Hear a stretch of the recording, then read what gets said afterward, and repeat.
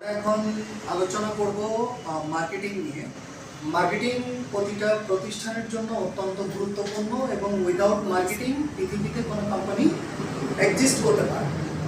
ঠিক আছে, সেটা আমরা অ্যাপেল বলি, প্রাণ আরফেল বলি, বা দেশীয় যত বড় কোম্পানি আছে, আবুল কায়ের বলেন, তারপরে হচ্ছে আপনার আকিজ গ্রুপ আছে। হ্যাঁ, মার্কেটিং কাকে বলা হচ্ছে? মার্কেটিং হলো গ্রাহকদের কাছে মূল্য তৈরি, যোগাযোগ পৌঁছে দেওয়ার প্রক্রিয়া, যা গ্রাহকের প্রতিষ্ঠানের উভয়ের জন্যই উপকার।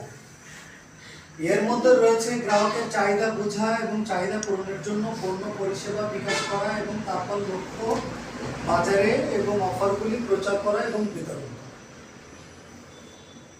তাহলে মার্কেটিং ছাড়া কোনো কিছুই করা পসিবল না। ধরেন আপনার প্রতিষ্ঠান 5 কোটি টাকার পণ্য উৎপাদন করছে, কিন্তু এটা ফ্যাক্টরিতে রেখে দিলে কি হবে? নিশ্চয়ই না। তাহলে সেটাকে কি করতে হবে? বাজারজাতকরণ করতে হবে, মার্কেটিং করতে হবে।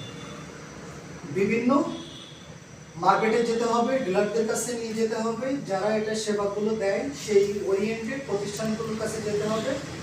এবং মার্কেটিং পরিষেবা হলো ইতিবাচক গ্রাহক সম্পর্ক তৈরি করা, বজায় রাখা, যার ফলে বিক্রয় এবং লাভজনকতা বৃদ্ধি পায়।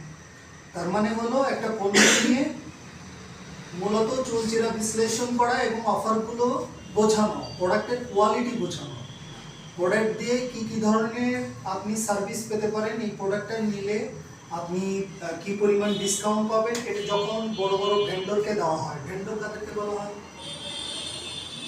ভেন্ডর মানে হলো যারা মূলত প্রোডাক্টগুলো স্টক করে উৎপাদন করে। ভেন্ডর মূল জায়গা থেকে, যেখান থেকে